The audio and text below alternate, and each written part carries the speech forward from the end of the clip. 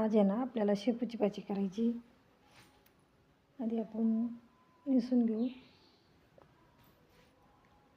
अशी स्वच्छ निसायची.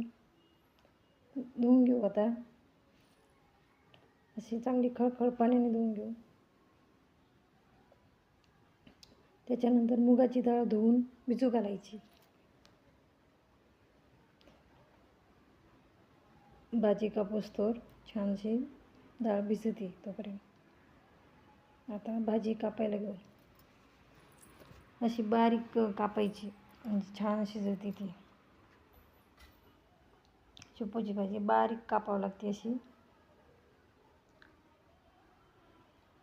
आता भाजी झाली चिरून. आता कांदा कापून घेऊ. कांद्याने भाजी छान येते, चवीला छान लागते.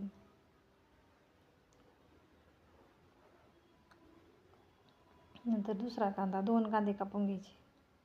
जेवढा कांदा घालू आपण तेवढी छान भाजी लागते. हिरव्या मिरच्या, लसूण घालायचा त्याला, शेंगदाणे. आता गॅस पेटून घेऊ. शेंगदाणे भाजून घेऊ. आता मिक्सरमध्ये काढून घेऊ आपण.